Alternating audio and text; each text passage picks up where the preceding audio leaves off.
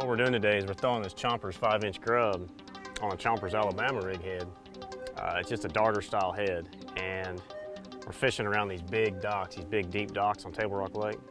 And what we do is we throw the bait to where we want it to land, and then we let it go, sometimes to the bottom, sometimes we just count it down, and you got to let the fish tell you what they want.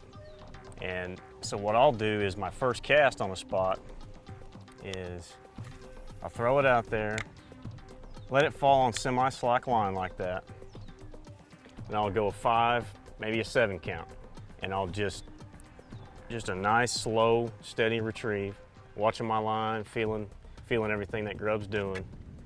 You don't want to lose contact with that bait. If you keep the slow, steady pace, you'll keep that bait at the same zone in the water column as where you counted it down to.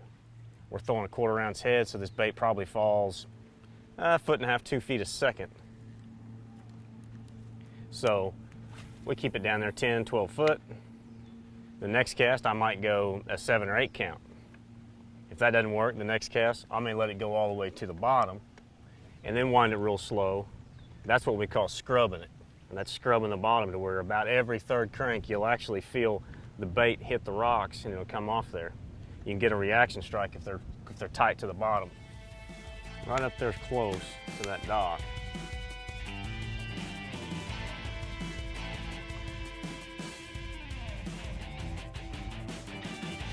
That was one right there, just hit it on the way down. The bait was falling, I saw my line go slack, the fish hit it and missed it. You gotta really watch your bait on the initial fall. That shade line, it's high noon, and shade line's not very pronounced right now. So you really gotta watch your line when it's falling. If you're in 30 feet of water, and that bait only falls for 5 or 6 seconds and that line stops, fish has got it. We're fishing here at Table Rock out on this long, flat gravel point. We've got a creek channel coming from our left, basically right underneath the boat that swings in on this flat gravel point. So it creates a big ledge between us and the bank. And those fish will suspend and use that ledge as a migration route to feed. Sometimes they'll be up on top of the shelf, sometimes part way down, and sometimes they'll be all the way off on the drop. We're in about 60 right now, and my bait's actually landing in about 10 feet of water on just a medium cast. The wind's blowing straight on. We're using that wind to our advantage today. We've got about 10 or 12 foot of visibility in this lake, so it's pretty clear. Even for Table Rock, it's pretty clear. Post-spawn fish, they like to set up out here on these spots. Gives them good access to deep water, and typically your bait fish will wad up on these spots, and then the wind just pushes even more out of the main river channel, which is to our right behind me, and it'll push more and more bait on the spot. We're just throwing this grub up there on the top of the point and just slowly swimming it down the ledge towards us. When we get a bite, like that right there,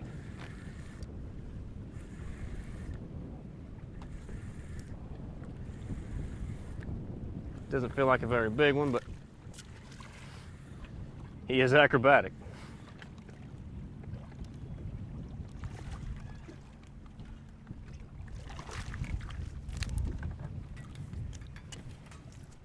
Look at the crawdads he just spit up. There is the grub in the fish's mouth.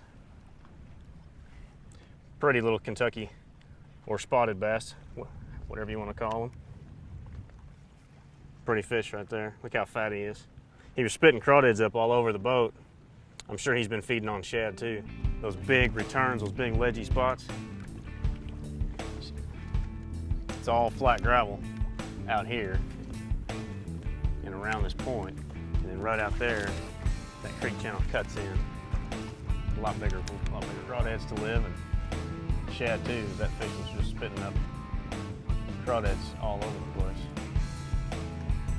The thing about this grub is, you know, it's it's kind of noted and labeled as a numbers bait, but you know, it's definitely not the case in the right area in the right day.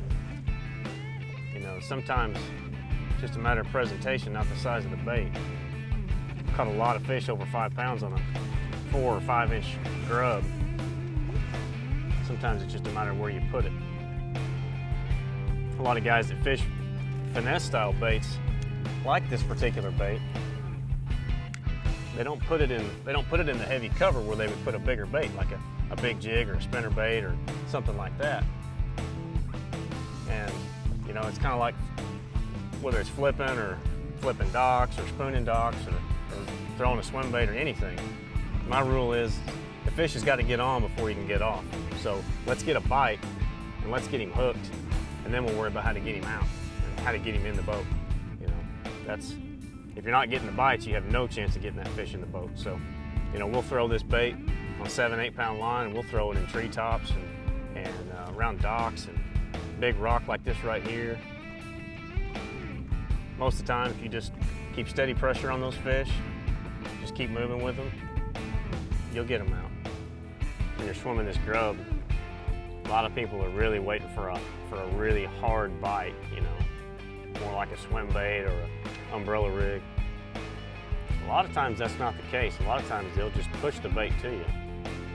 You'll just feel like almost just like a hesitation in the reel, or you got just a little bit of slack. Typically you're not going to get a real aggressive bite. If they're really schooled up and are really active, then you know you might get a few aggressive bites, but you really got to pay attention.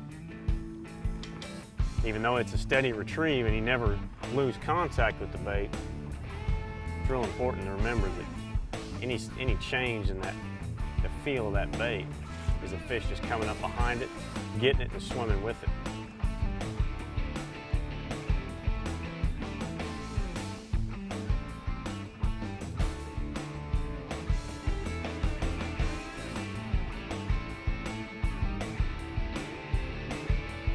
Like that right there.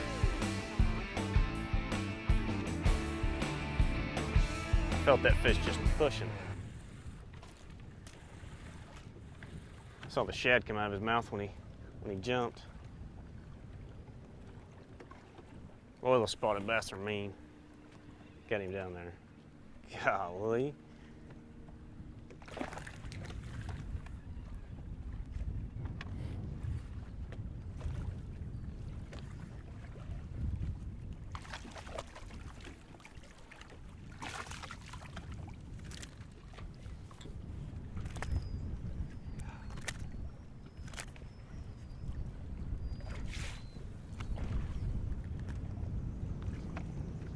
Another big healthy spotted bass. Not a large fish, but extremely healthy, probably 15 1/4 inches. Ready fish. That last fish got my bait, so we're gonna get another grub. Just that 5-inch milky white. It's called salt and pepper. I like the ones that are real milky, real hazy color. That's what the Chompers grub's got for you, and a lot of garlic made in the bait. Fish hold on to them forever. Just push that bait up on there, slide it up on that head. Simple rig. Nothing complicated to it. Your just main thing is get it straight on there. This tail stand straight up and down. Sometimes we rig it tail up, sometimes tail down. I don't think it really matters. Some guys have personal preferences, but the main thing is it's straight. This technique we're doing today is swimming this grub. Basically has 2 different times of the year when it's effective. Obviously anything can be effective on a given day, but the real effectiveness to this bait is early June, like we are right now. We've got post-spawn fish. They're coming out from the creeks, suspending out off these long points, ganging up in schools. The other time is dead of winter. Basically the 2 times of the year when the fish are schooled up the tightest, and when they're out off the bank deeper. Here in Missouri, this bite will begin for the late fall winter bite somewhere after Thanksgiving. Gets really good in the coldest part of the winter, January, February, and March. Then it'll go away in the spring for the spawn, and here we are, you know, probably 2 weeks after the majority of the spawn, maybe 3 weeks, and they're back out on it again. That's just because they're schooling up and they're suspended out off these deeper structure spots, and that grub is a real finesse way to catch fish that are suspended that are almost impossible to catch on any other bait, especially when you have, you know, bright sun, and you know it's a lake we're fishing today. Table Rock has got 10 foot of visibility. Down imaging there showing that little brush pile sitting right there, and there it is on side imaging. Go back out, make another pass across this, see if we can find those rocks. Right there you can see a bunch of big busted rock right there on the side of that ledge as we come up on this point. We're coming up on the flat part of the shelf. See those big busted rocks right there? That's all natural. That rock pile right there, I'll move the cursor over there to it. Zoom that in. That is a man-made rock pile. Shows a shadow off to the left because we're shooting from here to the left towards the rock pile. So that the longer the shadow tells you the height of that rock pile. So that shadow is probably 5 or 6 feet long. Basically that means it's 3 to 6 feet tall. Those 3 dots right there above the cursor are actually fish sitting right next to the tree. And here's the tree, and then that shadow going straight up is the shadow of the tree. That's actually a group of suspended Kentuckys, I would imagine, right next to it. Oh, absolutely. That fish there absolutely knocked 2 foot of slack in that thing.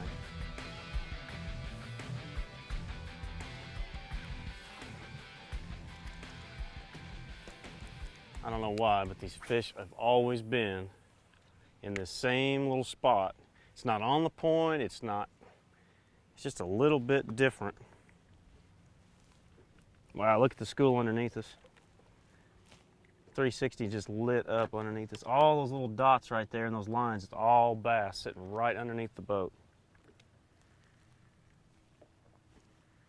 Neat thing about that 360 is you can actually see which direction they go whenever they get in the water column underneath you. And there he is. That's a geese one. Largemouth, I think. Golly, fish is strong.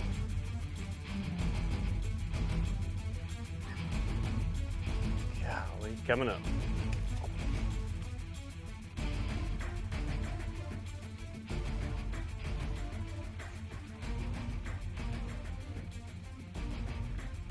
See how clear that water is.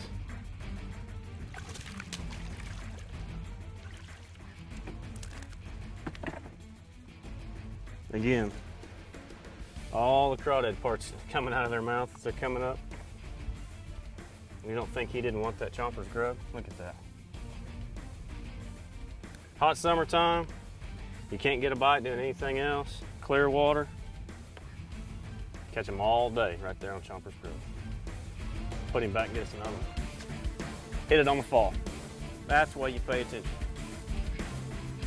That fish got it while it was settling down. The fish is staying down.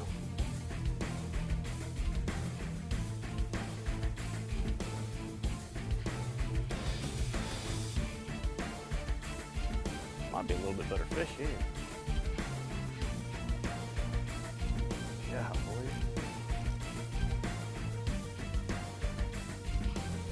Round fish. Look at the ones with it.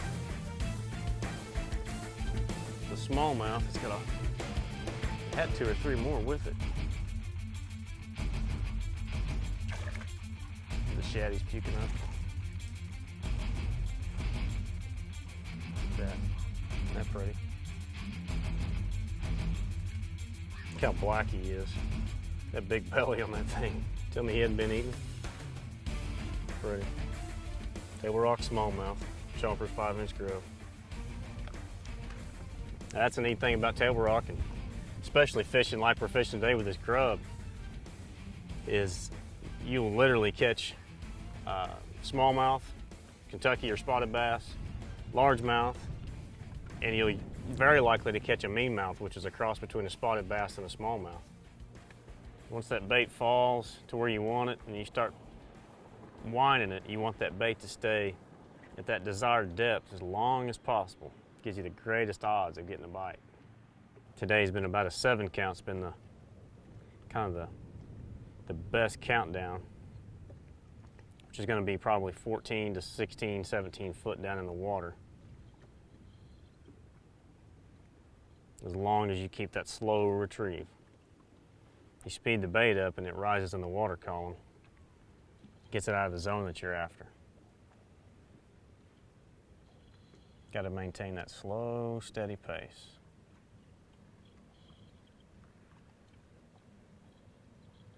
See the long shadow coming off of those trees. You see them showing up in the black. That's trees in the water column. Oh, God. The fish came out. You got it.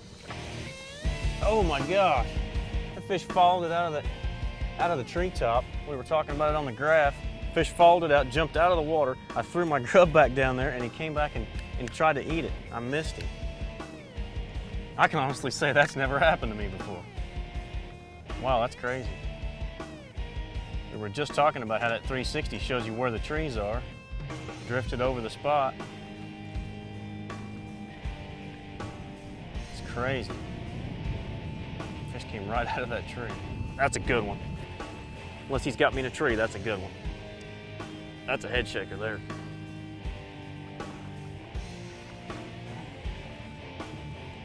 Oh yeah.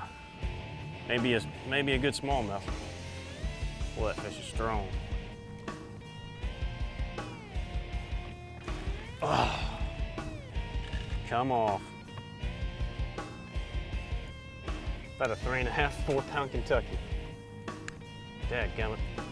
But that's gonna happen. You know, when that fish first hit, as soon as I felt that fish, I felt the tree. You know, it could have disturbed that hook set in there, but it was a good fish. That's what you can get. I mean, we're sitting here, I'm in 65, 70 feet of water right now, throwing at trees that are in 25 to 30. We're sitting right on the creek channel ledge, wind blowing 15 mile an hour. That grub will catch you some quality fish. There's another one right here, swimming a grub, these deep trees. Well, that's another good Kentucky right there. Wow. They are strong, strong fish.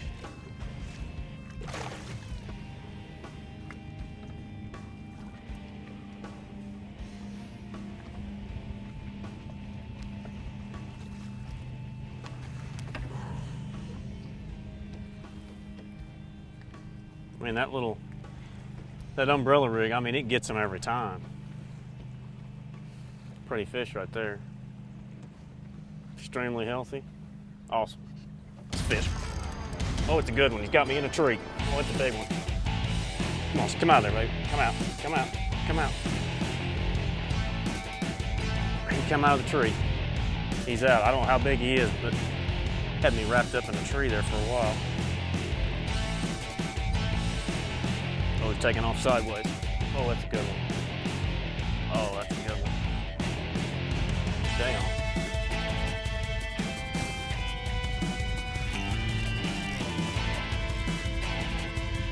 Stay on, baby.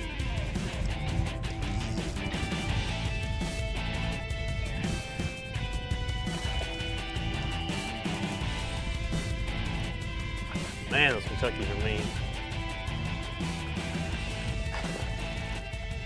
Not want to give up.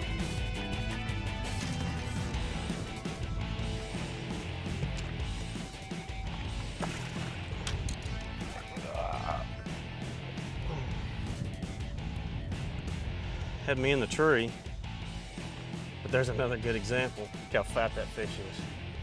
Another good example. Swimming a grub.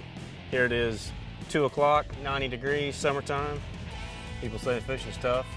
Look what you can catch if you just stick with it. Awesome. Thank you for watching. Be sure to check us out at psychobassmonkey.com and on Facebook, Instagram, and YouTube as well.